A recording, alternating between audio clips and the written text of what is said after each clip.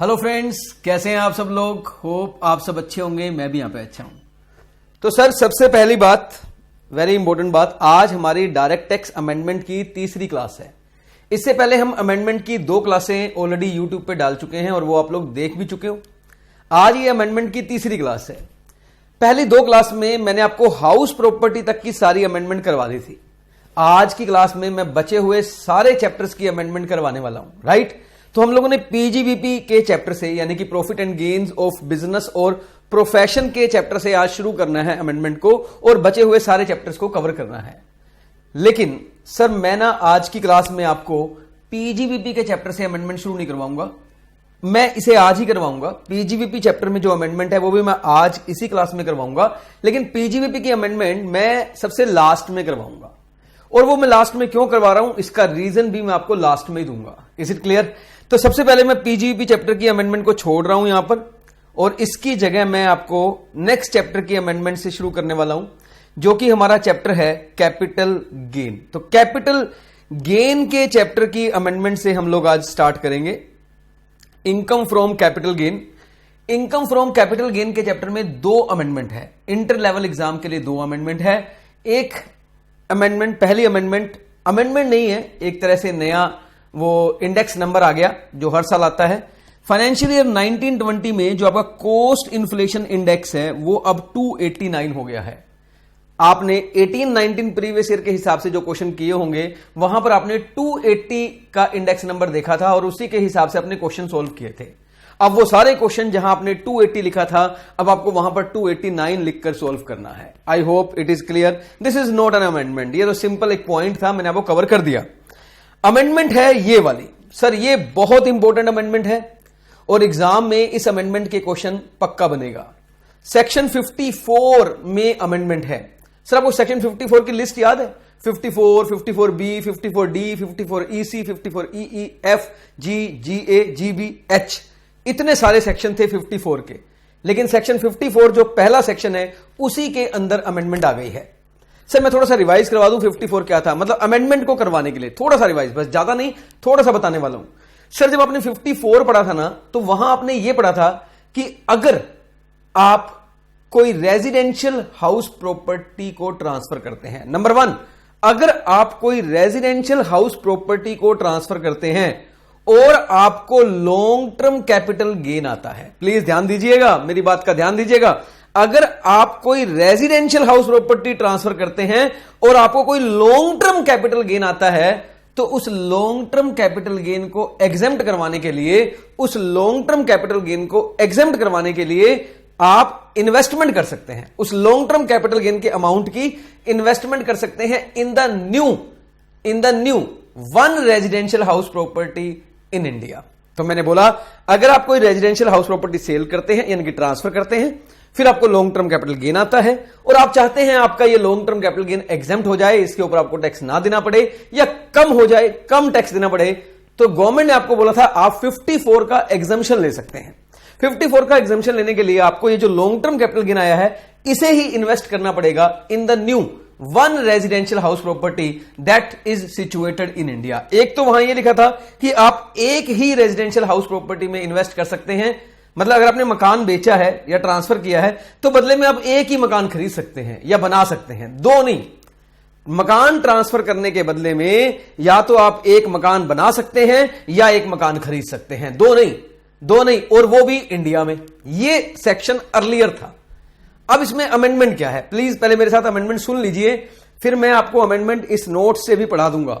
Sir amendment यह है कि अगर वो जो आपका लॉन्ग टर्म कैपिटल गेन आया है, रेजिडेंशियल हाउस प्रॉपर्टी को ट्रांसफर करने पर जो आपका लॉन्ग टर्म कैपिटल गेन आया है, अगर वो long term capital gain 2 crore या उससे कम है, if this long term capital gain does not exceed 2 crore, तो आप एक नहीं 2 प्रॉपर्टी में भी इन्वेस्ट कर सकते हैं।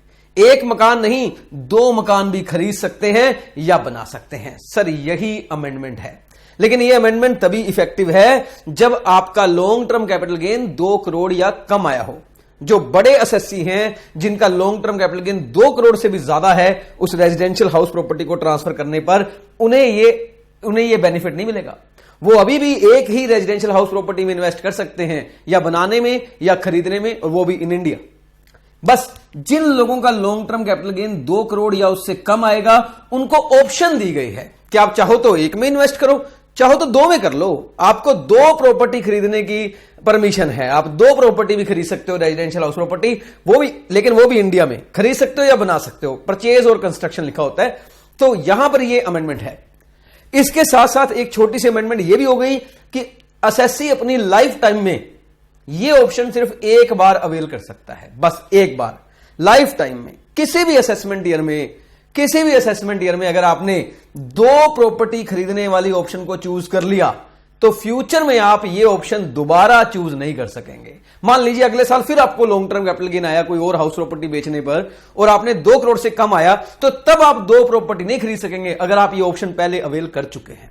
Please tell me the concept is clear और नॉट क्लियर। मेरे को लगता है अमेंडमेंट करवाने की जरूरत ही नहीं है, आपको समझ में आ गया है, लेकिन मैं आपको अमेंडमेंट जरूर करवाऊंगा नोट्स से। सर पहले अपना मेरी स्लाइड्स पढ़िए, जो स्लाइड्स मैंने बनाई है ना, पीपीटी स्लाइड्स मैंने बनाई है और आपके नोट्स के अंदर मैंने लगा दी है, ये देख लीजिए। फिर मैं आपको टेक्स्ट पढ़ा दूंगा जो अमेंडमेंट का है। Amendment made by finance act 2019। Of course हम लोग फाइनेंस एक्ट 2019 की ही तो अमेंडमेंट पढ़ रहे हैं। वो कह रहा है if long term capital gain does not exceed 2 crore. Number 1, आपका long term capital gain 2 crore से ऊपर नहीं होना चाहिए। तो असेसी के पास ऑप्शन है परचेज या कंस्ट्रक्ट करने की 2 रेजिडेंशियल हाउसेज इन इंडिया। तो लो जी, एक मकान की जगह आप 2 मकान भी खरीद सकते हैं या बना सकते हैं। 2 नोट है सर, ये नोट आप मेरे साथ पढ़ लीजिए। Where during any assessment year, अगर किसी भी असेसमेंट ईयर में assessee has exercised the option, assessee ये ऑप्शन को एक्सरसाइज कर लेता है, यानी कि वो एक की जगह 2 मकान खरीद या बना लेता है। He shall not be subsequently entitled to exercise the option for the same or any other assessment year। एक बार उसने ये 2 मकान खरीदने वाली ऑप्शन चूज कर ली, उसके बाद वो आने वाले किसी साल में भी ये वाली ऑप्शन को दोबारा चूज नहीं कर सकेगा, उस साल में भी नहीं कर सकेगा। अगर मेरा लॉन्ग टर्म कैपिटल गेन, मैंने 4 मकान बेचे हैं, चारों पे लॉन्ग टर्म आए हैं, मैंने किसी एक के ट्रांसफर के कंटेक्स्ट में ये ऑप्शन ले ली, तो बाकियों के कंटेक्स्ट में नहीं ले पाऊंगा। In other words this benefit is available only, condition ये है, एक तो आपका long term capital gain 2 crore से ज्यादा एक्सीड ना करे, और दूसरी ये बेनिफिट आपको once in a life time available है। प्लीज टेल मी, आपको कैपिटल गेन का अमेंडमेंट क्लियर हुआ या नहीं हुआ? मुझे लगता है आपको कैपिटल गेन का अमेंडमेंट क्लियर हो गया है, लेकिन मैं चाहूंगा वो टेक्स्ट भी पढ़ लो, क्या लिखा हुआ है। यहां लिखा हुआ था finance act 2019 has inserted a proviso under section 54 subsection 1 to provide as under, where the amount of capital gain does not exceed 2 crore। अगर आपका लॉन्ग, हालांकि यहां पे कैपिटल गेन लिखा है, ऑब्वियसली इसका मतलब लॉन्ग टर्म कैपिटल गेन ही है, क्योंकि section 54 long term capital gain आने पर ही बेनिफिट मिलता है। Where the amount of long term capital gain does not exceed 2 crore, the assessee may at his option purchase or construct 2 residential houses in India, and where such has option been exercised, the provision of this subsection shall have effect as the if for the words 1 residential house in India, the word 2 residential houses in India had been substituted। जो law में change हुआ है, वहां पर जहां 1 लिखा था उन्होंने 2 लिख दिया, इतना सा चेंज हुआ है। Any reference in this subsection and subsection 2 to new asset का जो मतलब है वो 2 रेजिडेंशियल हाउसेज इन इंडिया से है।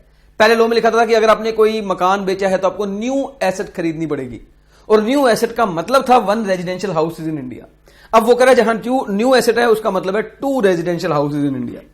फर्दर वेयर, ये दोनों वो 2 नोट है जो मैंने आपको पढ़ाए थे। Further where during any assessment year the assessee has exercised the option referred to in the first proviso, he shall not be subsequently entitled to exercise the option for the same or any other assessment year. Therefore, now the exemption can be claimed for purchase construction of 2 residential houses instead of 1. The benefit is available only when the capital gain does not exceed 2 crore. Further, this benefit is available only once in a lifetime. Please tell me, section 54 का ये exemption clear हुआ या नहीं हुआ?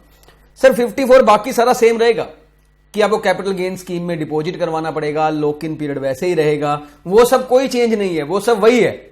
एक simply change इतना किया गया है कि एक तो जहां हमने आपको बोला था कि आप इंडिया में सिर्फ एक मकान खरीद या बना सकते हैं, अब हम बोल रहे हैं आप इंडिया में एक नहीं 2 मकान खरीद या बना सकते हैं।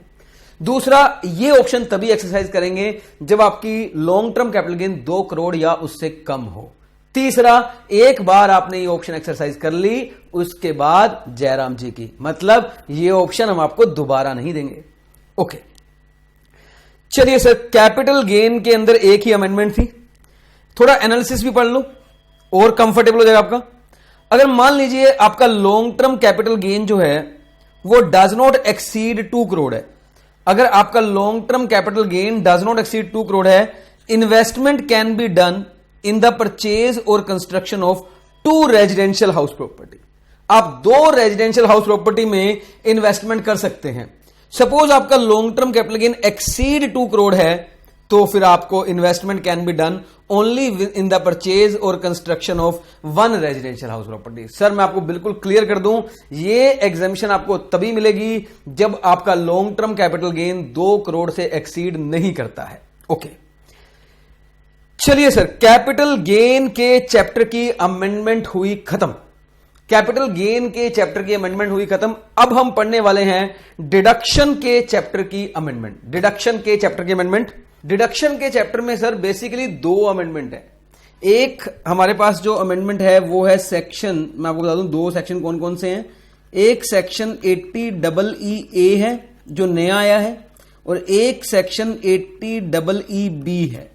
सर इनफैक्ट कोई अमेंडमेंट नहीं है, सीधा सीधा 2 नए सेक्शन को इंट्रोड्यूस किया गया है।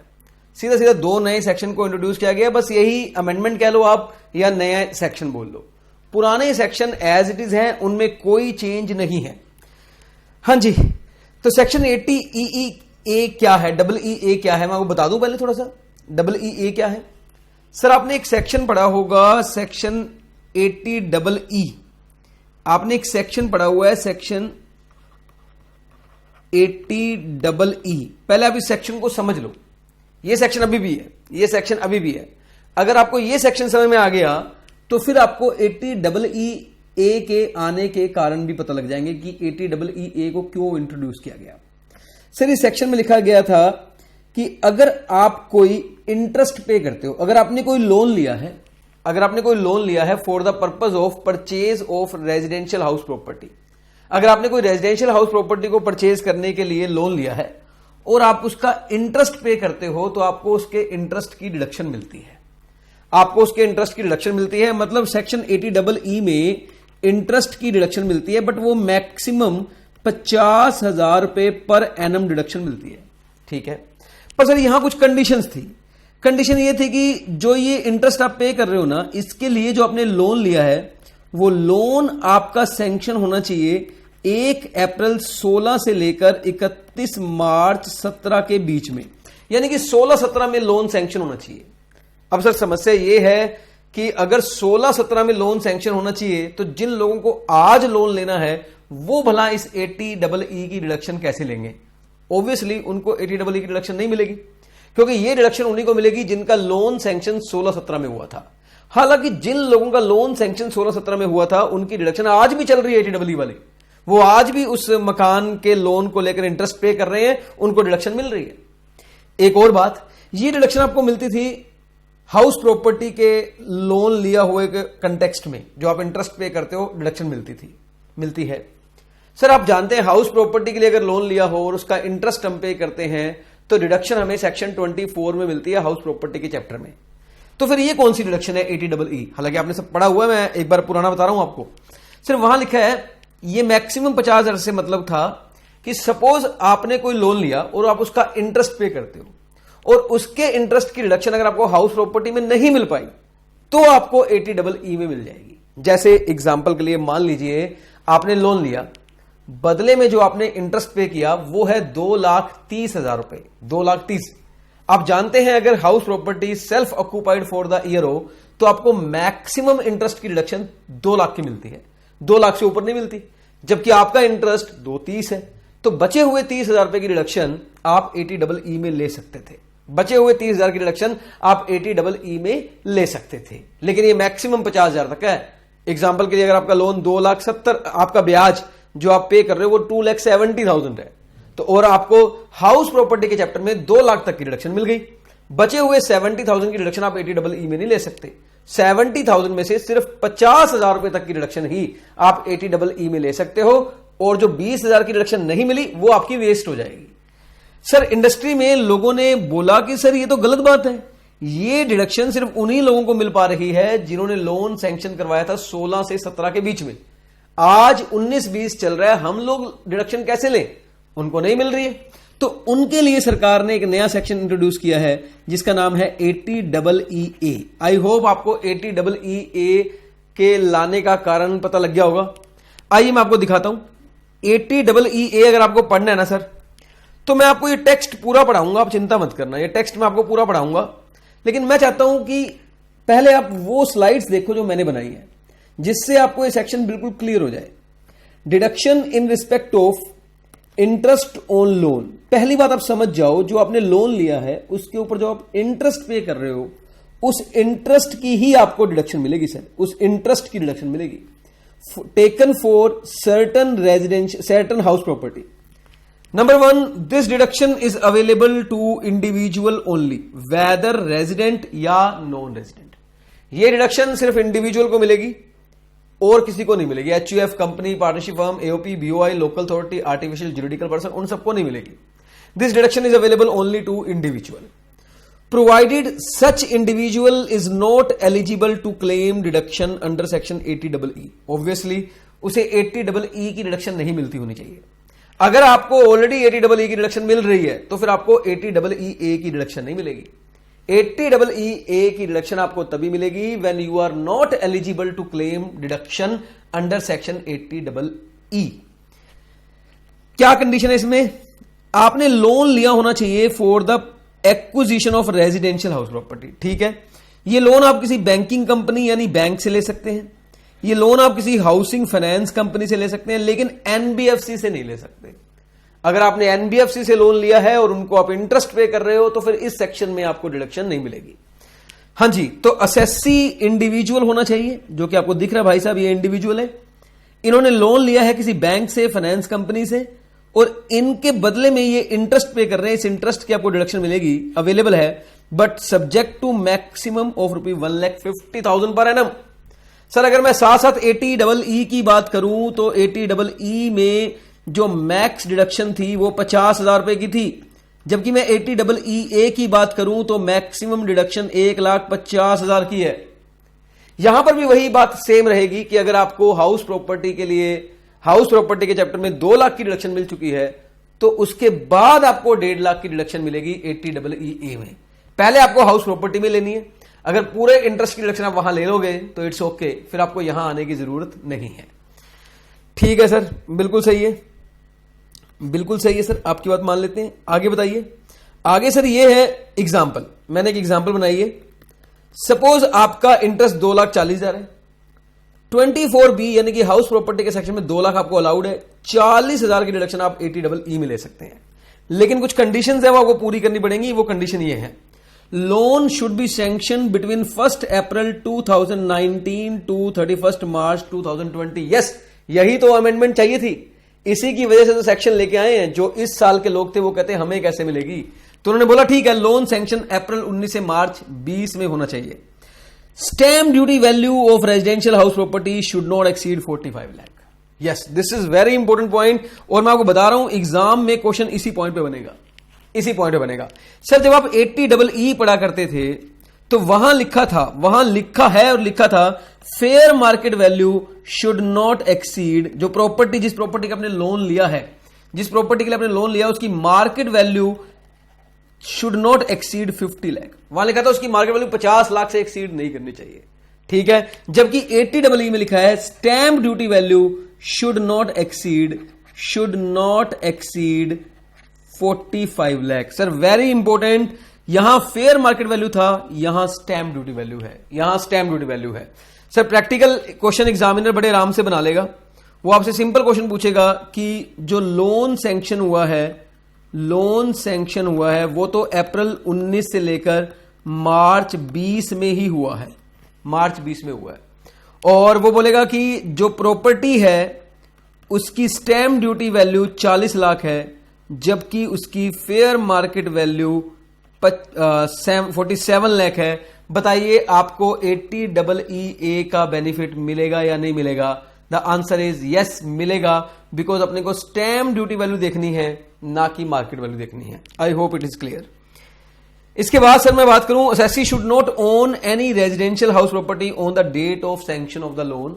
ये कंडीशन पहले भी थी, ये कंडीशन वहां भी है, ये कंडीशन वहां भी है कि जो आपकी प्रॉपर्टी जो असेसी है, लोन सैंक्शन वाले दिन आपके पास कोई और रेजिडेंशियल हाउस नहीं होना चाहिए। ओके, तो सर मैंने आपको 80EE करवा दिया है। Yes, I have done 80EE, but मैं चाहूंगा कि हम लोग इसे नोट्स में से भी पढ़ लें।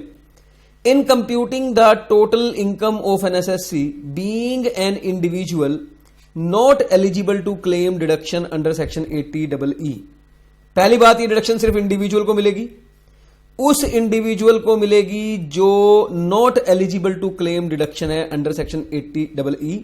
अगर आप इंडिविजुअल और आपको 80EE में नहीं मिल रही है, देयर शैल बी डिडक्टेड, आपको डिडक्शन मिलेगी। In accordance with this and subject to the provision of this section, interest payable on a loan taken by him from any financial institution for the purpose of acquisition of a residential house property. आपने residential house property के लिए अगर कोई loan लिया है तो you will get the deduction. The deduction under subsection 1 shall not exceed 1,50,000 rupees. Yes sir. तो आपको जो डिडक्शन है वो 1,50,000 से ज्यादा नहीं मिलेगी। And shall be allowed in computing the total income of the individual for the assessment year beginning on the first day of April 20 and subsequent assessment years. First day of April 20 assessment year बोल रहा है, तो अप्रैल 19 से लेकर 20 तक रहेगा। The deduction under this section shall be subject to following condition. Loan sanction होना चाहिए अप्रैल 19 से March 20। Stamp duty does not exceed 45 lakh. उसके पास कोई अपना घर नहीं होना चाहिए। सब करवा दिया सर मैंने, सब करवा दिया है। और ये भी लिखा है कि deduction shall not be allowed in respect of such interest under any other provision. अगर आपको हाउस प्रॉपर्टी मिल गई है तो फिर उसके बाद वाली यहां मिलेगी। फाइनेंशियल इंस्टीट्यूशन का मतलब उन्होंने डिफाइन किया है 80EE के सब सेक्शन 5 में। स्टैम्प ड्यूटी का वैल्यू मतलब क्या होता है, आप कितनी बार पढ़ चुके हो? 50C सेक्शन पढ़ा था, वहां स्टैम्प ड्यूटी वैल्यू का मतलब पता है, सबको पता है आपको। Yes sir, I have done 80EE। Now I come to the next section, यानी कि deduction in respect of purchase of electric vehicle, section 80EB। तो ये स्टार्ट करें पहले। हाँ जी, तो अब हम स्टार्ट करेंगे section deduction in respect of purchase of electric vehicle, section 80EB। Sir पहले आप ये समझो, ये सेक्शन किस कंटेक्स्ट में है, ये डिडक्शन किस कंटेक्स्ट में है। सर देखिए, पोल्यूशन की प्रॉब्लम बढ़ती जा रही है। हालांकि कोरोना वायरस आने के बाद पोल्यूशन की प्रॉब्लम तो खत्म ही होगी, लेकिन खैर ये सेक्शन उससे पहले का है। तो पोल्यूशन की प्रॉब्लम बढ़ती जा रही है। गवर्नमेंट चाहती है कि लोग पेट्रोल डीजल वाले व्हीकल ना यूज करके इलेक्ट्रिक व्हीकल यूज करें। तो गवर्नमेंट ने बोला कि आप इलेक्ट्रिक व्हीकल यूज करिए, आप उसे परचेज करिए। अब मेरी बात सुनना, डिडक्शन इस चीज की नहीं है कि अगर आप परचेज करेंगे इलेक्ट्रिक व्हीकल तो आपको उसकी डिडक्शन मिल जाएगी, ऐसे नहीं है। गवर्नमेंट बोलती है कि अगर आप लोन लेते हो for the purpose of purchase of electric vehicle, तो उस लोन के बदले में जो आप इंटरेस्ट पे करोगे ना, उस इंटरेस्ट की डिडक्शन आपको 80EB में मिलेगी। समझ में आया? Purchase of vehicle, deduction in respect of interest, deduction in respect of interest when you purchase of electric vehicle. जो आपने इंटरेस्ट पेड किया ना, इंटरेस्ट पेबल जो है आपका, जो आपने लोन लिया है for the purpose of purchase of vehicle, electric vehicle, उसके इंटरेस्ट पेबल जो है उसकी डिडक्शन आपको 80EB में मिलेगी। आइए मैं आपको दिखाता हूं ये सेक्शन कहां पे लिखा हुआ पूरी तरह से,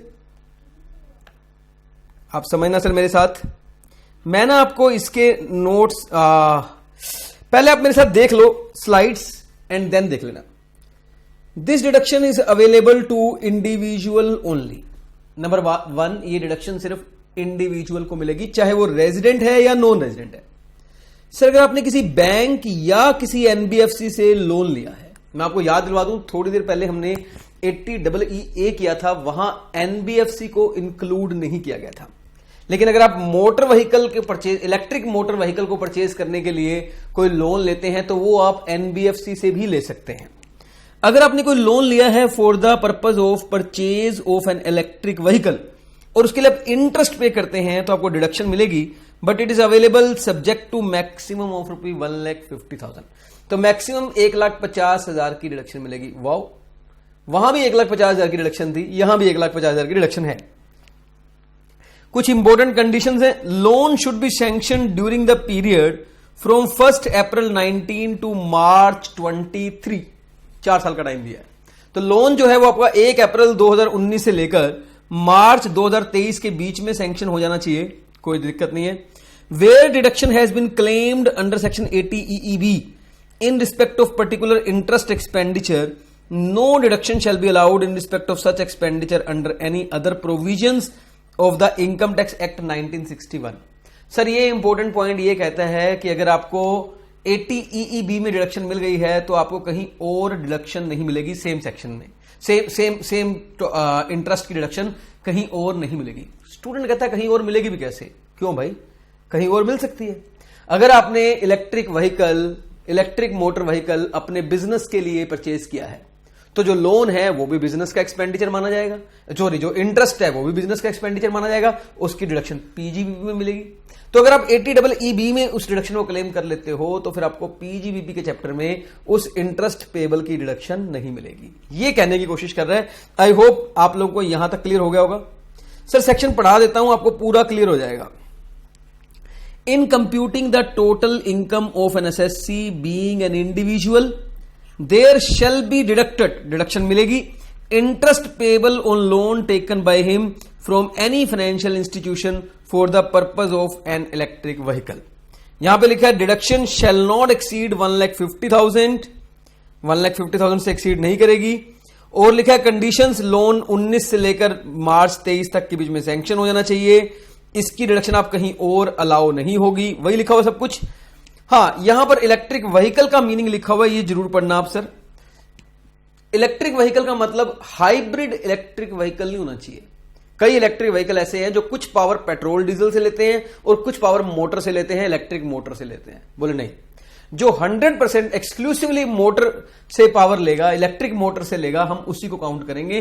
पेट्रोल डीजल अगर इंक्लूड है बीच में तो हम फिर उसे डिडक्शन के लिए एलिजिबल नहीं करेंगे। Electric vehicle means a vehicle which is powered exclusively by an electric motor whose transmission energy is supplied exclusively by a transient battery installed in the vehicle and has an electric regenerative braking system which during braking provides for the conversion of vehicle kinetic energy into electric energy। Financial institution का मतलब क्या है इसमें clear कर दिया, it includes NBFC also. NBFC दो तरह की होती है, एक डिपॉजिट टेकिंग एनबीएफसी और एक सिस्टमैटिकली इंपॉर्टेंट नोट टेकिंग जो नोट टेकिंग क्या बोलते हैं उसको, note taking deposit, note taking deposit, deposit taking और नोट टेकिंग डिपॉजिट। पीजीयूपी के चैप्टर में डिटेल में आएगा, लिखा भी हुआ है, वो 43B में लिखा हुआ है, वही वाला है। तो बस आप इतना मानो एनबीएफसी भी इंक्लूड है, यहां पर एनबीएफसी भी इंक्लूड है। यस सर, मैंने डिडक्शन आपको करवा दी है। तो सर जी 2 चैप्टर में आपको करवा चुका हूं, एक कैपिटल गेन का डिडक्शन और एक कैपिटल गेन का अमेंडमेंट्स और एक डिडक्शन के अमेंडमेंट्स। 2 चैप्टर की अमेंडमेंट मैं करवा चुका हूं। हाँ जी, अब हम स्टार्ट करेंगे हमारी अमेंडमेंट रिटर्न ऑफ इनकम के चैप्टर की। सर रिटर्न ऑफ इनकम में बेसिकली 3 अमेंडमेंट है। देखो 3 अमेंडमेंट है। एक रिटर्न अंडर सबसेक्शन 139(1) में जो हम रिटर्न फाइल करते हैं वो वहां पर एक छोटी सी अमेंडमेंट है। दूसरा एक 7th proviso to section 139 subsection 1 add हुआ है। और तीसरी अमेंडमेंट सर जो है वो है पैन को लेकर और आधार कार्ड को लेकर कुछ इंटरचेंजिंग हुआ है, वो क्या हुआ है मैं बता दूंगा। 3 अमेंडमेंट है, हम एक एक करके करेंगे। सबसे पहले हम submission of return of income के सेक्शन को पढ़ते हैं। सर देखिए ये सेक्शन 3 भागों में बटा हुआ है, मैं तीनों भागों को बता देता हूं। सबसे पहली बात, कंपनी और पार्टनरशिप फर्म के लिए रिटर्न फाइल करना मैंडेटरी है। ये पहले भी था, ये आज भी है। लोकल अथॉरिटी के लिए रिटर्न फाइल करना मैंडेटरी तब है जब उनकी टोटल इनकम एक्सीड करती है 2.5 लाख से। ये पहले भी था, आज भी है, कोई अमेंडमेंट नहीं है। तीसरे भाग को आप ध्यान से सुनिए, तीसरे पार्ट को आप ध्यान से सुनिए, वहां पर एक अमेंडमेंट है।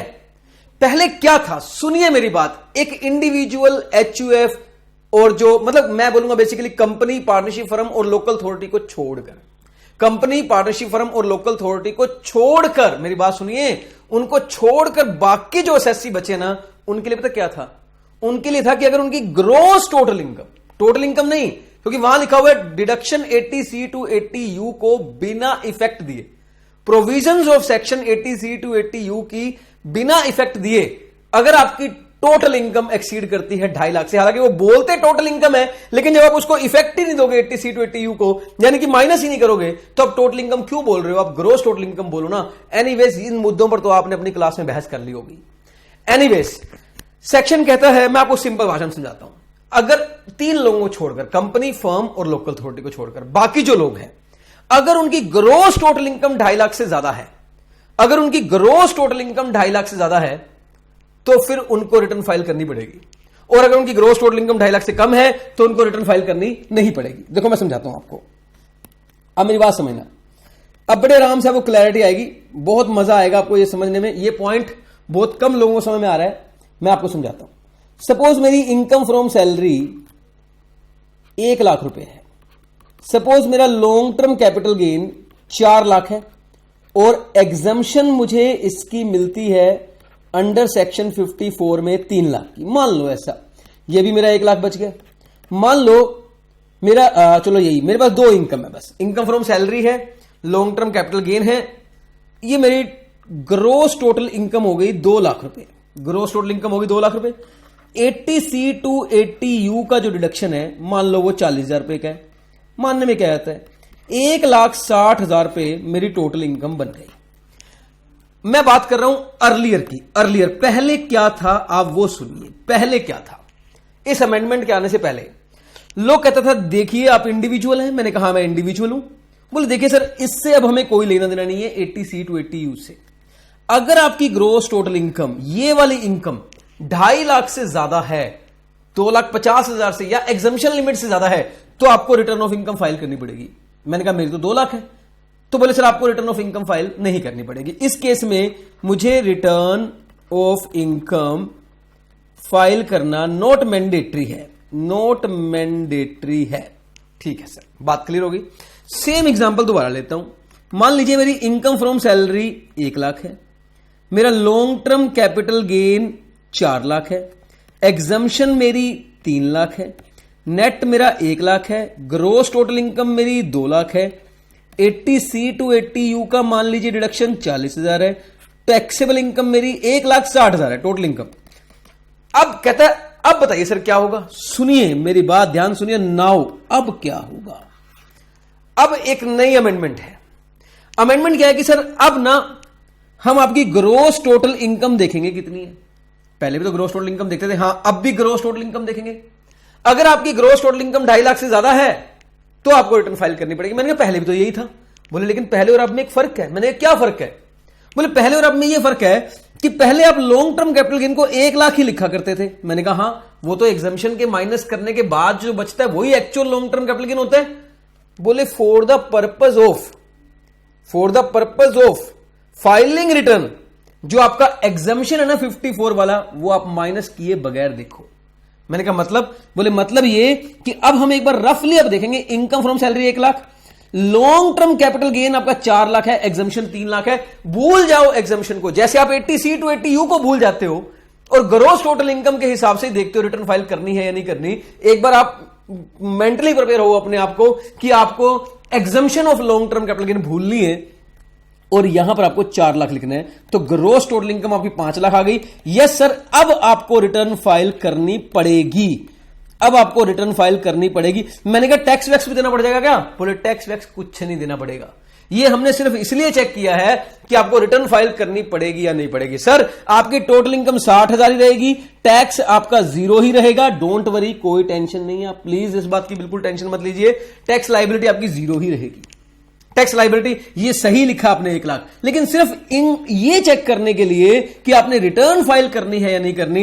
ये जो एग्जम्पशन है ना अंडर सेक्शन 54, 54B इटसेट्रा वाली, ये माइनस किए बगैर एक बार आपको लॉन्ग टर्म या शॉर्ट टर्म कैपिटल गेन देखना है, बस just to check just to cover the purpose कि whether you are required to file the return of income और not. Please tell me, concept clear हुआ या नहीं हुआ? सर पहले क्या था?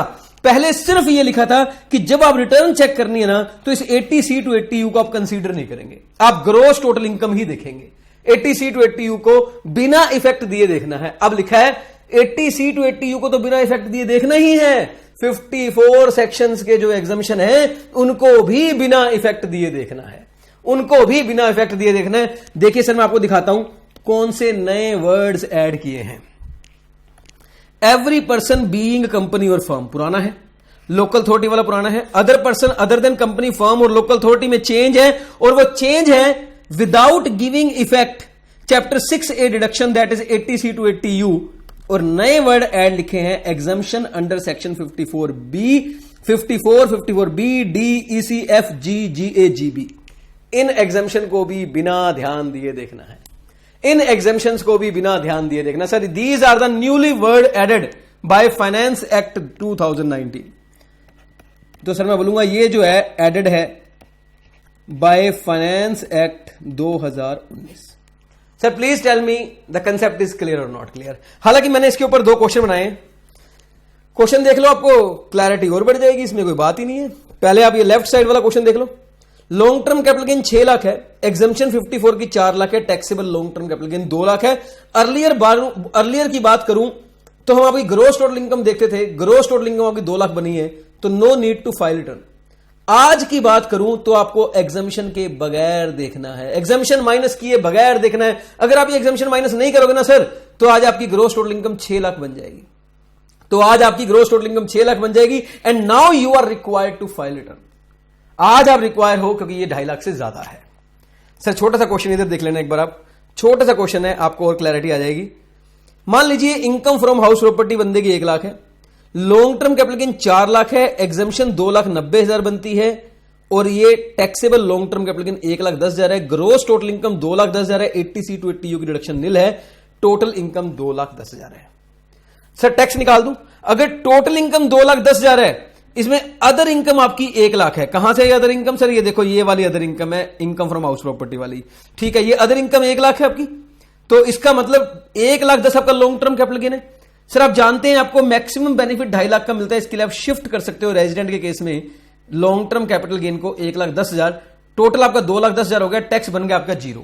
फाइनली टैक्स आपका 0 बन रहा है। मेरा क्वेश्चन है are you liable to file return? क्या आपको टैक्स तो नहीं देना क्योंकि टैक्स 0 बन रहा है, क्या रिटर्न फाइल करनी पड़ेगी? सर उसके लिए देखो आप answer, whether you are required to file return of income और नॉट। सर हाउस प्रॉपर्टी की income 1 lakh, long term capital gain, house property की इनकम 1 लाख है, प्लस का साइन होना चाहिए, प्लस का। Long term capital gain 4 lakh है, एग्जम्पशन 2 लाख है, एग्जम्पशन को माइनस किए बगैर देखो। सर बगैर देखेंगे तो 4 लाख है, तो 4 और 1 कितना हो गया? 5 लाख। सर आपकी ग्रोस टोटल इनकम 5 लाख है, you are required to file return of income because आपकी ग्रोस टोटल इनकम 2.5 लाख से ज्यादा है। प्लीज टेल मी आपको ये वाला कंसेप्ट क्लियर हुआ या नहीं हुआ? आई होप हो गया होगा। चलिए, mandatory filing of return in certain cases, दूसरी amendment 7th proviso to section 139(1) inserted by finance act 2019। बहुत ही सिंपल अमेंडमेंट है, मैं आपको यहीं से दिखा देता हूं। Any person other than company or firm, पहली बात हम कंपनी और फर्म की बात नहीं कर रहे हैं, कंपनी और फर्म की बात नहीं कर रहे हैं। कंपनी और फर्म के अलावा कोई भी पर्सन जो एक्चुअली में रिटर्न फर्निश करने के रिक्वायर्ड नहीं है।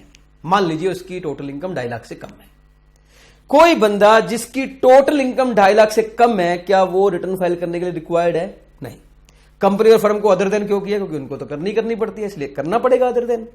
Any person other than company or firm who is actually not required to furnish return of income, such person is required to furnish return of, ऐसे वो भरनी पड़ेगी on or before due date in the prescribed form if during the previous year such person, अगर वो बंदा नीचे लिखी बातें पूरी करेगा तो फिर उसे भरनी पड़ेगी रिटर्न, चाहे उसकी इनकम 2.5 लाख से कम है। कौन कौन सी बातें?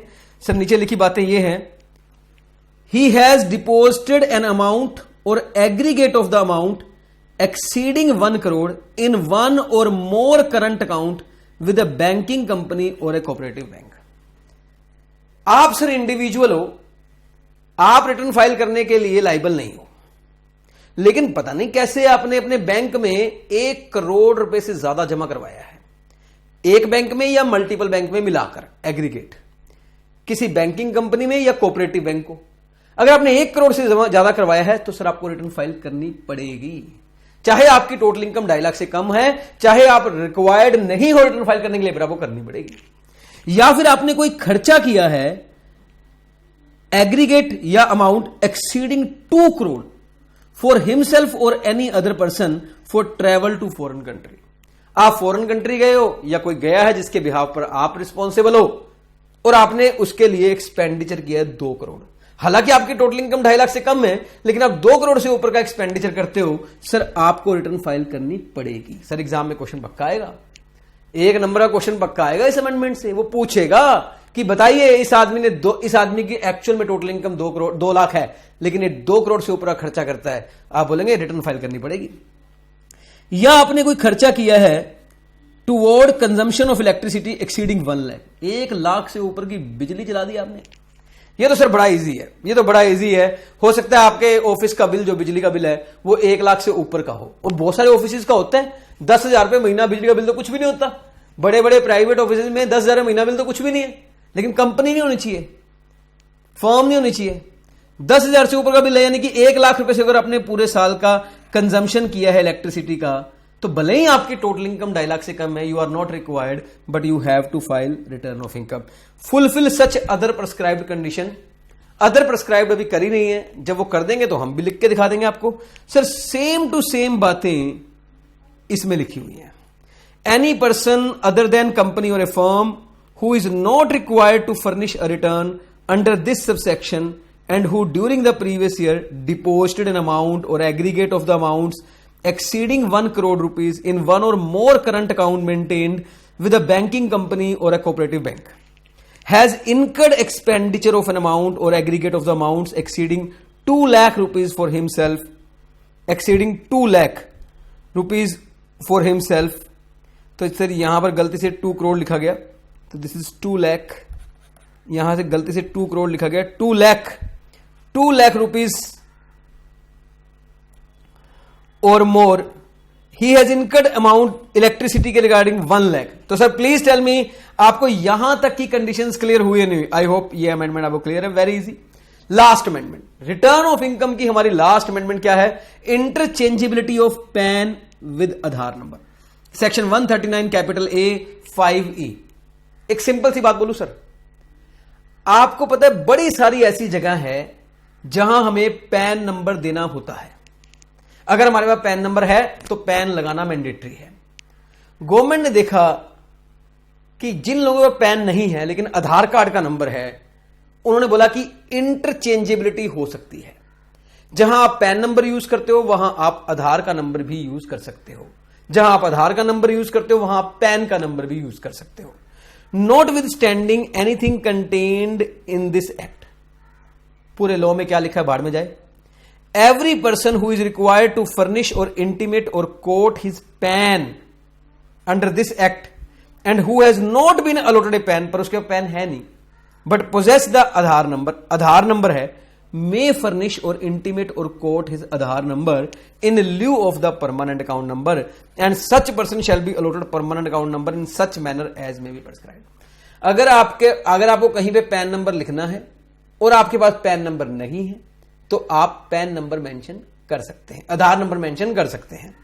He has been allotted a permanent account number and who has intimate his Aadhaar number may furnish or intimate or quote his Aadhaar number in lieu of permanent account number। अगर आपका permanent account number है लेकिन आप already आधार number कहीं intimate कर चुके हो तो कोई दिक्कत नहीं है, वो भी कंटिन्यू रहेगा और सही रहेगा। बस यही लिखा है। हाँ जी सर, तो आपकी रिटर्न ऑफ इनकम की अमेंडमेंट भी कंप्लीट हो गई है। तो अब हम स्टार्ट करेंगे टैक्स डिडक्शन एट सोर्स, या आप इसको बोल सकते हो tax deducted at source. Sir TDS के चैप्टर में क्या अमेंडमेंट्स हैं उसके बारे में हम बात करेंगे।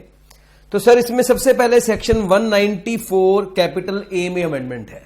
तो एक एक करके मैं आपको अमेंडमेंट बताऊंगा कौन कौन सेक्शन में। सेक्शन 194 ए किस चीज का था? अगर आपको कोई इंटरेस्ट मिला है other than interest on security, अगर अगर कोई इंटरेस्ट की पेमेंट है या इंटरेस्ट मिला है other than interest on security. अच्छा, इंटरेस्ट ऑन सिक्योरिटी का मतलब डिबेंचर पर इंटरेस्ट हो गया, बॉन्ड्स पे इंटरेस्ट हो गया। Other than interest on security का मतलब कोई बैंक से मिलने वाला इंटरेस्ट हो गया, या आपने किसी को लोन दिया पर्सनली, वहां पर कुछ इंटरेस्ट आया तो वो कवर हो गया, राइट। अमेंडमेंट है इसकी थ्रेश होल्ड लिमिट में। नो टीडीएस से हमारा मतलब है threshold limit, threshold limit. Sir ये बाकी जो पॉइंट्स है ये आपके लिए इंपॉर्टेंट नहीं है, जो अमेंडमेंट वाला एरिया है वही इंपॉर्टेंट है, बाकी आपको ऑलरेडी आते हैं। मैं सिर्फ अमेंडमेंट पे फोकस करूंगा। सर अगर आपको इस थ्रेश होल्ड लिमिट को समझना ना, तो आपको एक चार्ट से समझना पड़ेगा। ये चार्ट मैंने 194 कैपिटल ए का अलग से बनाया हुआ है। सर देखिए, अगर पेमेंट कर रहा है bank, payment from banks, bank payment कर रहा है या बैंक से पेमेंट मिल रही है, किस चीज की मिल रही है सर? पेमेंट आपको मिल रही है सर इंटरेस्ट की, which is other than interest on security, other than interest on securities की पेमेंट मिल रही है। इस इंटरेस्ट की पेमेंट मिल रही है, बैंक कर रहे हैं, इंक्लूडिंग कोऑपरेटिव बैंक या पोस्ट ऑफिस, या फिर आपको किसी और से मिल रही है। तो जो पेयर है वो टैक्स काटेगा, टीडीएस काटेगा। तो पेयर कब काटेगा? अगर पेमेंट आपको किसी और से मिल रही है तो 5,000 रुपए, यहां पे गलती से 500 लिखा हुआ है, 5,000 रुपए तक नो टीडीएस। अगर वो इंटरेस्ट की पेमेंट आपको 5,000 से ज्यादा ही करता है तो फिर वो टीडीएस काट के देगा, टीडीएस काट के देगा। अगर बैंक पेमेंट करता है, सीनियर सिटीजन को पेमेंट करता है, तो नो टीडीएस टिल 50,000। अगर कोई बैंक या कोऑपरेटिव बैंक या कोई पोस्ट ऑफिस सीनियर सिटीजन को ब्याज की पेमेंट करता है 50,000 से ज्यादा, तो टीडीएस काट के देगा।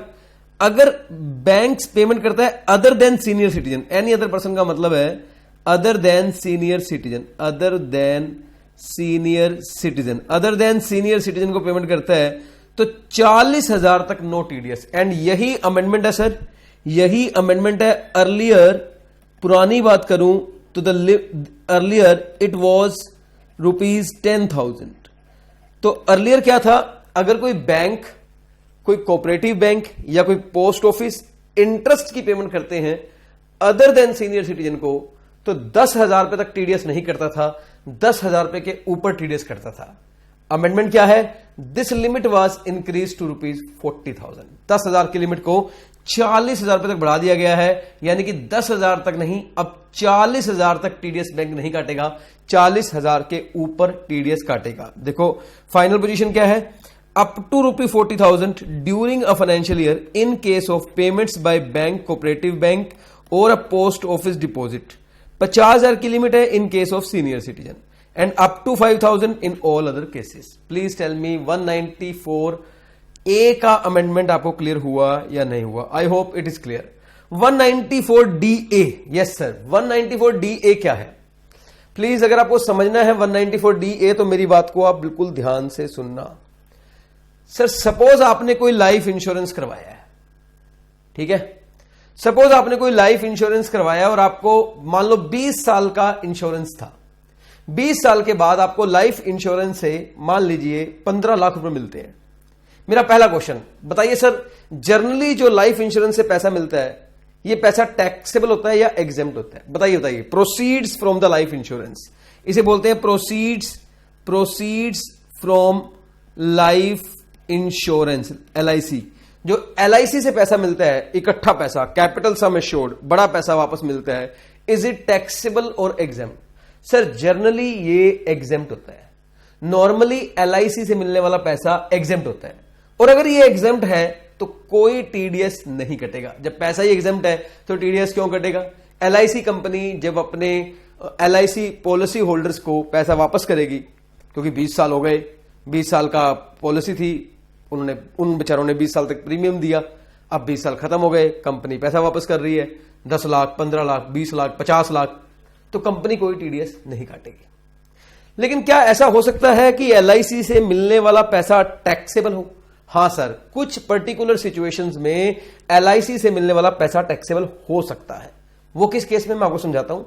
सर अगर आपको डिडक्शन का चैप्टर याद हो और सेक्शन 80C याद हो, तो वहां हमने पढ़ा था कि अगर आप एलआईसी प्रीमियम पे करते हैं तो वो premium 10% of capital sum assured से ज्यादा नहीं होना चाहिए। अगर आप premium 10% of capital sum assured से ज्यादा पे करेंगे तो फिर आपको डिडक्शन 10% की ही मिलेगी। हाँ सर, बिल्कुल याद है हमें ये बात। मैं आपको बता दूं, अगर आप premium 10% of capital sum assured से ज्यादा पे करेंगे तो आपको मिलने वाला पैसा, जब प्रोसीड्स मिलेगा, LIC मतलब पॉलिसी पूरी होने पर वापस मिलेगा, वो पैसा फुल्ली टैक्सेबल हो जाता है। सर प्रश्न ये आता है कि हम 10% से ज्यादा पे करेंगे ही क्यों? मान लो प्रीमियम, मान लीजिए पॉलिसी का जो अमाउंट है वो 20 लाख है। आइए थोड़ा मैं समझाता हूं, बड़ा अच्छा पॉइंट है, मेरा मन कर रहा है मैं आपको समझाऊं सो दैट आपको क्लैरिटी आए। सर मान लीजिए एक मिस्टर एक्स है, इसने LIC वालों से अपना पॉलिसी करवाई हुई है, ठीक है। मान लीजिए कैपिटल सम एश्योर्ड है, कैपिटल सम एश्योर्ड है, मान लेते हैं 14 लाख रुपए, ठीक है सर, 14 लाख रुपए। और ये जो प्रीमियम पे करता है ना, प्रीमियम पे करता है, ये प्रीमियम का अमाउंट बनता है मान लीजिए 1 लाख रुपए, 1 लाख रुपए।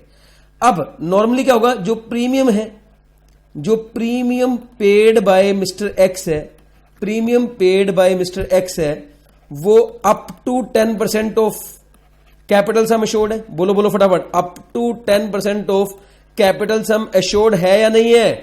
14 लाख का 10% सर 1,40,000 होता है, लेकिन वो तो 1 लाख ही दे रहा है, तो yes it is the with in the capital sum assured है। तो मिस्टर एक्स को डिडक्शन मिलती है अंडर सेक्शन 80C में 1 लाख रुपए की, बिल्कुल सही है। और कल को इन फ्यूचर जब ये 14 लाख रुपए मिलेंगे तो ये 14 लाख रुपए भी एग्जेम्प्ट रहेंगे। हाँ सर, ये बात आपने सही बताई है। लेकिन सर लॉ ये कहता है कि अगर आपने प्रीमियम किसी भी साल 10% से ज्यादा पे किया तो फिर आपको मिलने वाला प्रीमियम पूरा टैक्स हो जाएगा। प्रश्न ये है कि हम ज्यादा पे करेंगे क्यों? सर हम कर सकते हैं, एक कारण हो सकता है, premium paid by mister x suppose 2 lakh रुपए, 2 लाख रुपए, वाई सपोज 1 लाख एरियर्स है, 1 लाख एरियर्स है, 1 लाख एरियर्स है, 1 लाख एरियर पिछले साल उसने पे ना किया हो, अब इकट्ठा पे कर दिया, तो अब क्या होगा सर? अब मिस्टर एक्स को जो डिडक्शन मिलेगी अंडर सेक्शन 80C की, वो 1,40,000 की ही मिलेगी, क्योंकि मैक्सिमम डिडक्शन 10% की मिलती है, मैक्सिमम डिडक्शन 10% तक की मिलती है, उससे ऊपर मिलती नहीं है। तो 14 लाख का 10% 1,40,000 हुआ, तो डिडक्शन तो 1,40,000 की मिलेगी। लेकिन जब इन फ्यूचर ये 14 लाख रुपए से वापस मिलेंगे, then these 14 lakh will become taxable. तो लाइफ इंश्योरेंस कॉर्पोरेशन से मिलने वाला पैसा टैक्सेबल कब होता है?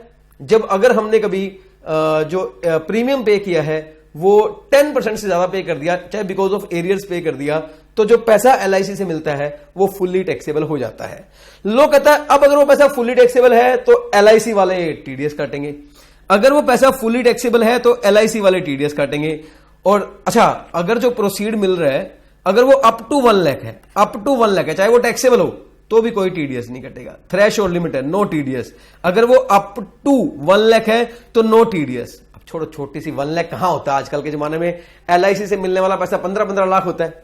हाँ जी, अगर वो पैसा 1 लाख से ऊपर है और वो टैक्सेबल है तो LIC वाला जब बंदा, LIC कंपनी जब वो पे करेगी प्रोसीड्स यानी कैपिटल सम एश्योर्ड, तो फिर वो TDS काटेगी, और वो अमाउंट है 5% ऑफ नेट इनकम। ये अमेंडमेंट है सर, पूरे सेक्शन में मैंने पढ़ा दिया, लेकिन अमेंडमेंट सिर्फ यहां पर है। जो TDS का रेट है वो 5% कटेगा नेट इनकम का। अर्लियर ये रेट था 1% ऑफ ग्रॉस इनकम। अर्लियर क्या था, आपको 14 लाख मिला तो कंपनी 14 लाख का 1% TDS काट के बाकी आपको दे देगी। लेकिन अभी कंपनी क्या करेगी, नेट का 5% काटेगी। नेट कैसे निकालेंगे? सर कंपनी आपको 14 लाख दे रही है, आपने प्रीमियम भी तो दिया होगा, आपने प्रीमियम भी तो दिया होगा। कंपनी क्या बोलेगी, हम दे रहे हैं 14 लाख, आपने दिया 14 सालों में प्रीमियम, वो माइनस कर देंगे, वो जितने भी सालों में प्रीमियम दिया वो माइनस कर देंगे, और जो नेट बेनिफिट आपको मिल रहा है ना, बेसिकली नेट इनकम जो आपकी हो रही है, उसके ऊपर हम 5% TDS काटेंगे। Please tell me 194DA is clear और नॉट क्लियर? देखिए सर, आपने सेक्शंस पहले पढ़े हुए हैं, अगर आप मेरा रेगुलर बैच करते हैं तो मैं यहां पर एग्जांपल्स भी करवाऊंगा, सब कुछ कराऊंगा। लेकिन देखो, अमेंडमेंट की क्लास में मैं इतना सारा कैसे करवाऊं? ऑलरेडी अमेंडमेंट की 3rd क्लास चल रही है, राइट? फिर भी मैंने कोशिश करी है कि आपको अमेंडमेंट के साथ साथ लॉजिक भी समझा दूं क्या है। एनीवेज, करवा दिया मैंने।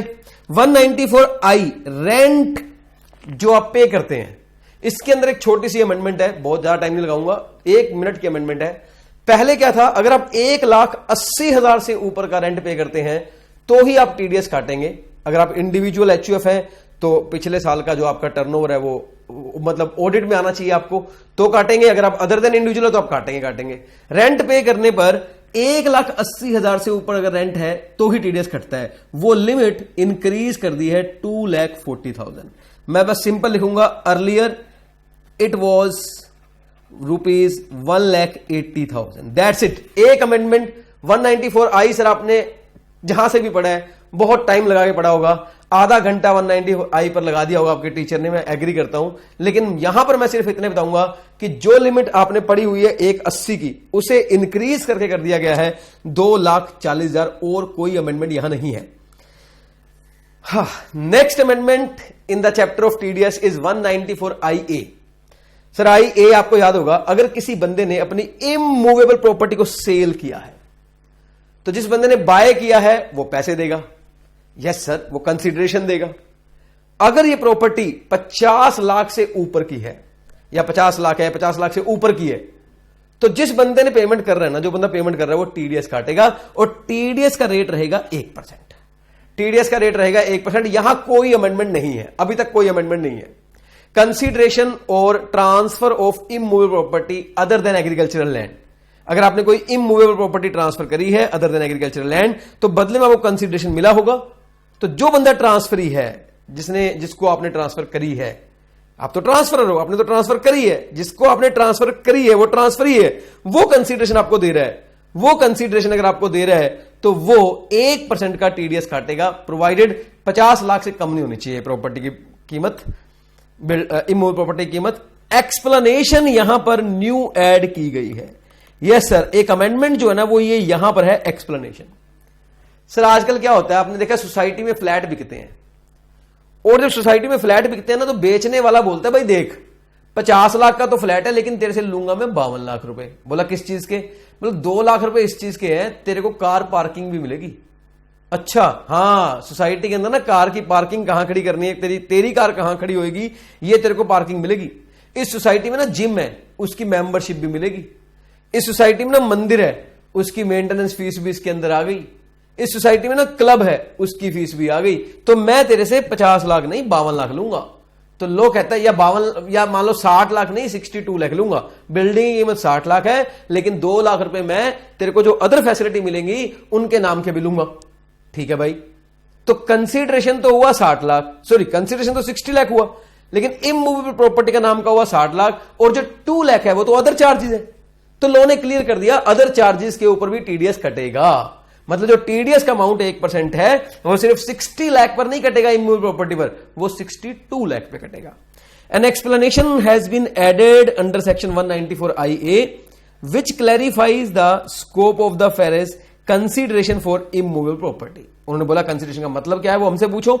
Consideration for immovable property shall include all charges of the nature of club membership fees, car parking fees, electricity, water facility fees, maintenance fees, advance fees or any other charges of similar nature which are incidental to transfer of the immovable property. Sir मेरे को लगता है आपको 194IA 100% clear हो गया है। Sir TDS के chapter में 2 सेक्शन नए आए हैं, बिल्कुल नए। Yes sir, be careful, paper में आ सकते हैं ये 2 सेक्शन नए आए हैं, 194M एंड 194N। अब सर ये अमेंडमेंट तो है नहीं, तो पूरे सेक्शन है। मैं दोनों सेक्शन करवा देता हूं आपको, बहुत डिटेल में तो नहीं करवाऊंगा, बिकॉज मैं ये अज्यूम कर रहा हूं आपको टीडीएस आता है, तो आपको सिर्फ सीखना है कि इस सेक्शन में क्या है।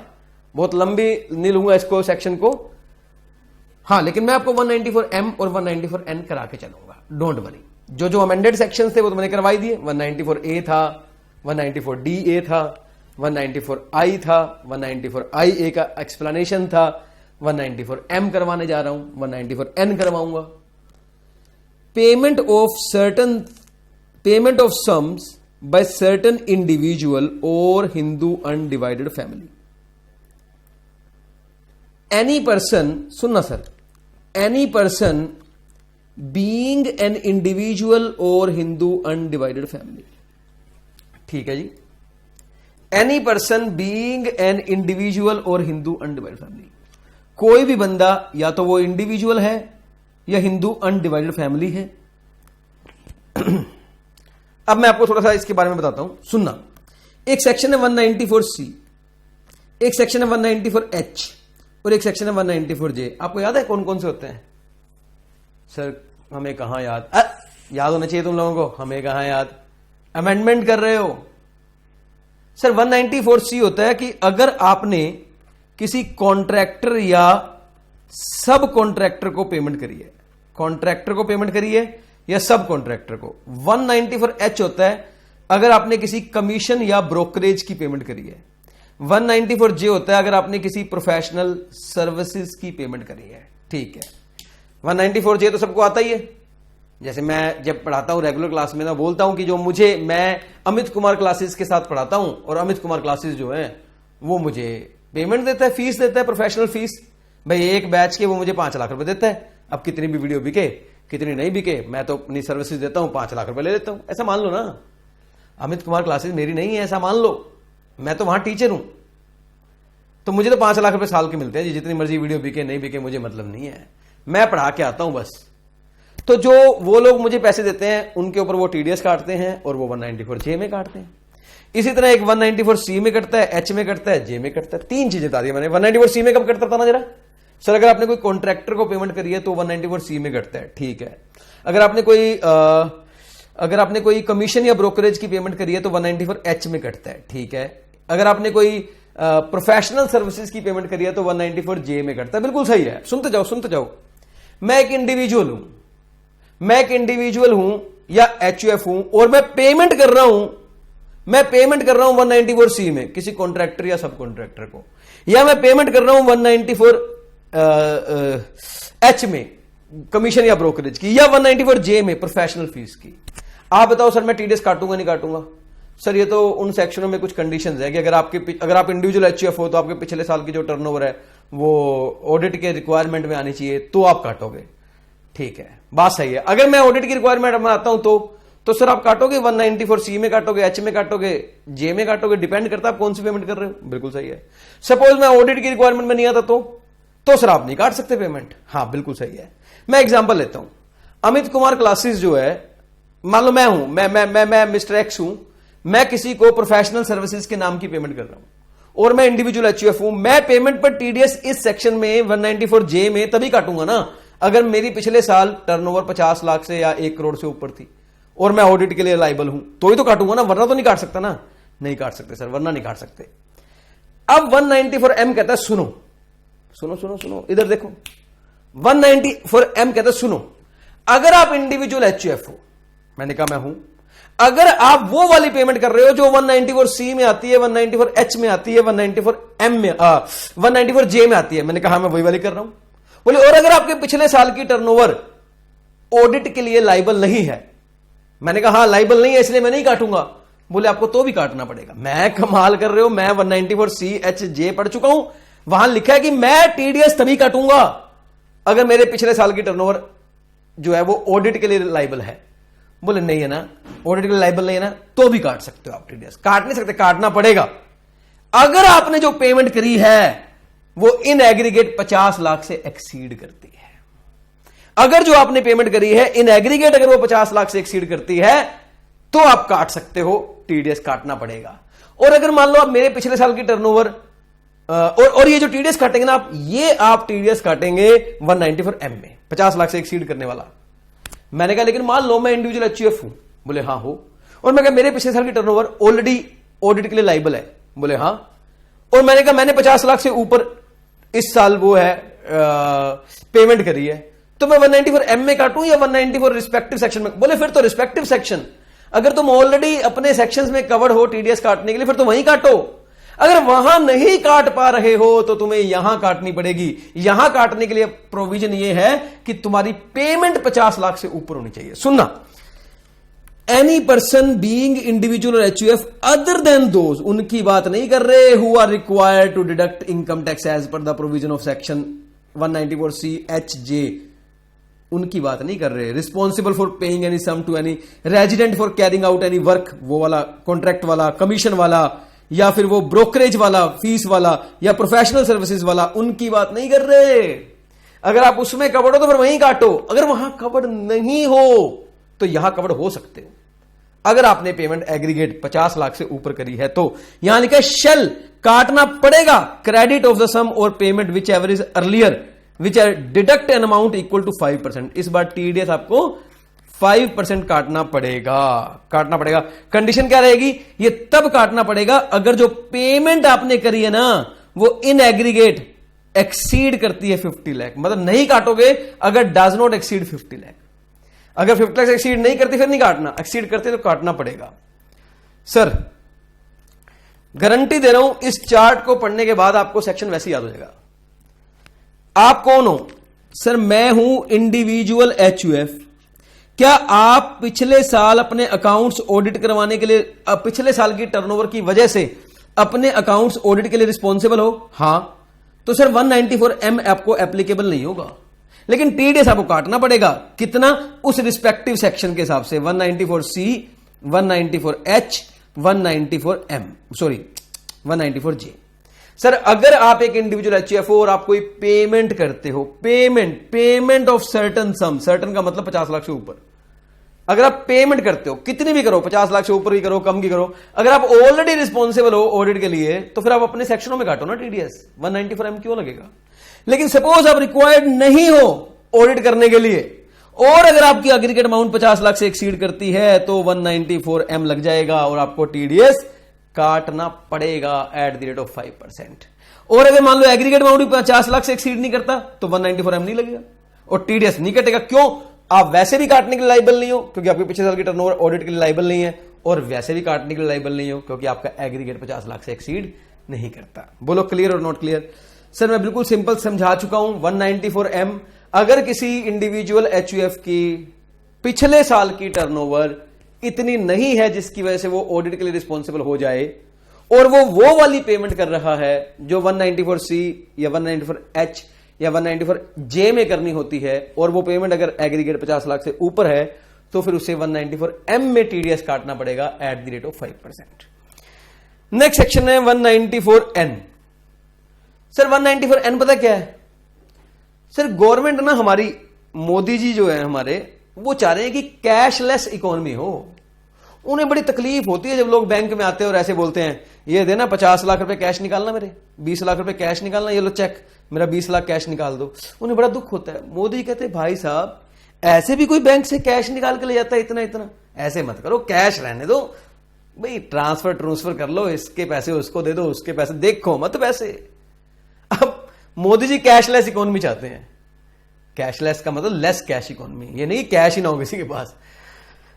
तो यहां पर क्या 194N ने कुछ ऐसा ही बताया है कि अगर कोई बैंक है या कोई पोस्ट ऑफिस है या कोई कोऑपरेटिव सोसाइटी है, अगर वो पेमेंट करती है और कैश दे रही है लोगों को और वो कैश एक सर्टेन लिमिट से ज्यादा है तो वो टीडीएस काटेंगे। देखो payment of certain amounts in cash, मैं आपको चार्ट दिखाता हूं, सेक्शन छोटा सा है।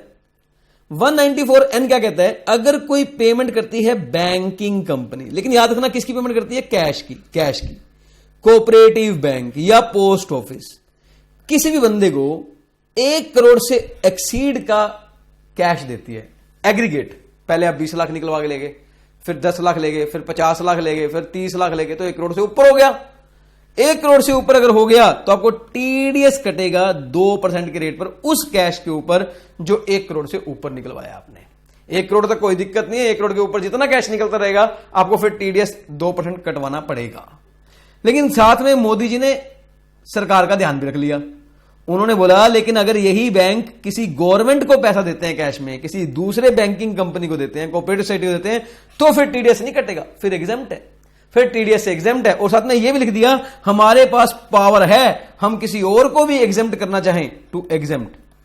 अगर हम किसी और को भी एग्जेम्प्ट करना चाहें तो हम नोटिफाई कर देंगे फ्यूचर में। सेक्शन खत्म हो गया, मैं पढ़ा भी दूंगा आपको।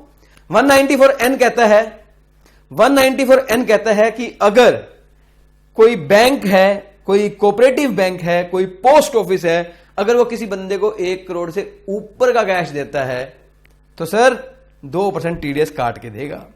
देखो सिंपल शब्दों में समझाता हूं, every person being a banking company including bank or cooperative society or post office, ये लोग हैं who is responsible for paying any sum or as the case may be aggregate of sum in cash. In cash, बात cash की है यहां पे। Cash, cash मेरी आंखों में, कैश मेरे, गाना सुना ना। In cash in excess of 1 crore rupees during the previous year to any person for 1 or more accounts maintained by the recipient with it shall at the time of payment of such sum deduct an amount equal to 2% of sum exceeding 1 crore as income tax। TDS काट लेगी। Provided that nothing contained in this subsection shall apply to the payment made to, इनको करी है तो नहीं काटेगी। Paper में आएगा कि अगर कोई पोस्ट ऑफिस है या कोई बैंक है या कोई कोऑपरेटिव बैंक, अगर इन 4 में से आउट ऑफ द फॉलोइंग 4, मान लो एमसीक्यू क्वेश्चन है, आउट ऑफ द फॉलोइंग 4 में से किसको पेमेंट 1 करोड़ से ऊपर करने पर भी टीडीएस नहीं काटेगा, तो आपको नाम याद करने पड़ेंगे। गवर्नमेंट लिखा हुआ है, बैंकिंग कंपनी लिखा हुआ है, business correspondent of banking company को किया है, या बिजनेस कोरेस्पोंडेंट या कोऑपरेटिव सोसाइटी को पेमेंट करी है तो भी नहीं काटेगा। Any white label automated teller machine, ATM, bank ATM में पैसा डाल रहा है तो भी नहीं काटेगा। सच अदर पर्सन, जो मैंने बताया था नोटिफाई कर सकते हैं, वो भी आ गया। Please tell me that amendments relating to TDS is clear to you और नॉट। आप बताइए प्लीज, आपको टीडीएस से रिलेटेड जो अमेंडमेंट्स हैं वो आपको सारी क्लियर हो गई या नहीं हो गई? Please please please please tell me, आपको टीडीएस से related amendments, all amendments are clear और नॉट क्लियर? आई होप आप लोगों को टीडीएस से अमेंडमेंट, जो टीडीएस से रिलेटेड अमेंडमेंट है वो सारी क्लियर हो गई है। सर अब हमारा एक चैप्टर बचा है जिसमें हमारी अमेंडमेंट पेंडिंग है। There is only 1 chapter left जहां हमारी अमेंडमेंट पेंडिंग है, that is PGBP, profit and gains of business और प्रोफेशन। एक चैप्टर बचा सर, बाकी हमने हर चैप्टर की अमेंडमेंट कर ली है। हालांकि मैंने उसे आज ही करना था, लेकिन उसके लिए मैं एक फिर एक्स्ट्रा क्लास लगा दूंगा, अमेंडमेंट नंबर 4 बना दूंगा। ये मेरी 3rd क्लास अमेंडमेंट की जो क्लास नंबर 4 होगी उसमें खाली पीजीबीपी की अमेंडमेंट्स को ही हम डिस्कस करेंगे। तो आज के लिए इतना ही कर लेते हैं। Till then, bye bye, thank you.